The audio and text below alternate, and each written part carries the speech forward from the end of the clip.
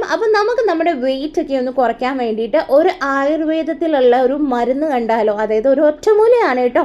അപ്പോൾ അതിനായിട്ട് ഞാനിവിടെ ഒരു 2.5 ലിറ്റർ വെള്ളമാണ് എടുത്തിരിക്കുന്നത്. ഇത് നമുക്കൊരു 2 ലിറ്റർ ആക്കണം. അപ്പോൾ ഇതിൽ ഒരു 3 സംഭവങ്ങൾ ഒരു ഹീറോസിനെ ചേർത്ത് കൊടുക്കണം കേട്ടോ. ആദ്യം കാണുന്നതാണ്, ഇതാണ് വേങ്ങാക്കാതൽ പൊടിച്ചതാണ് കേട്ടോ. പിന്നെ അടുത്തതെന്ന് പറഞ്ഞാൽ നീർമരുത് തൊലിയാണ്. അപ്പോൾ ഇതെല്ലാം ഞാൻ ഒരു ബോക്സിലാക്കി ഇട്ട് വെച്ചേക്കാണ്.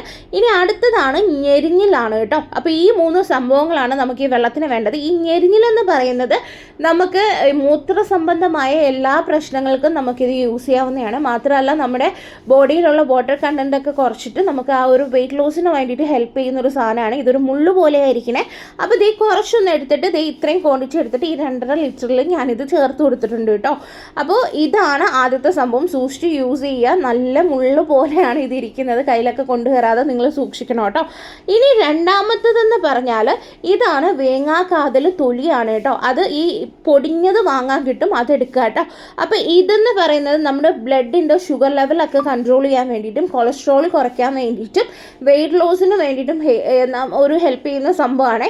ഇനി അടുത്തതാണ് നീർമരുത് തൊലിയാണ് കേട്ടോ. ഇതെന്ന് പറഞ്ഞാൽ ഡൈജസ്റ്റീവ് സപ്പോർട്ട് ഭയങ്കരമായിട്ട് എയ്ഡ് ചെയ്യും. അതേപോലെ തന്നെ നമ്മുടെ സെയിം കൊളസ്ട്രോൾ കൺട്രോൾ ചെയ്യാനും ഷുഗർ ലെവൽ ഒന്ന് കൺട്രോൾ ചെയ്യാനും ഒക്കെ ഹെൽപ്പ് ചെയ്യുന്ന സംഭവമാണ്. അപ്പോൾ ഈ വേങ്ങാക്കാതൽ എന്ന് പറയുന്നതുണ്ടല്ലോ, അത് നമുക്കിത് ഈ ഒരു രീതിയിൽ സ്റ്റിക്കായിട്ടാണ് മിക്കയിടത്തും കിട്ടുന്നത്. അപ്പോൾ ഇത് വാങ്ങരുത് കേട്ടോ. ഇത് ഇച്ചിരി പാടാണ് അതൊന്ന് ശരിയാക്കി എടുക്കാനായിട്ട്. അപ്പോൾ ഇത് എല്ലാം കൂടെ നല്ല രീതിയിൽ ഇങ്ങനെ നമ്മൾ വെള്ളത്തിൽ ചേർത്ത് കൊടുത്തിട്ടുണ്ട്. ഞാൻ എടുത്ത ക്വാണ്ടിറ്റി ഉണ്ടല്ലോ അത്രയും മതി ഒരു ദിവസത്തേക്ക്. എന്നിട്ട് ഇതിങ്ങനെ ഈ വേങ്ങാക്കാതലിൻ്റെ കളർ ഇങ്ങനെ മാറി മാറി വരും കേട്ടോ.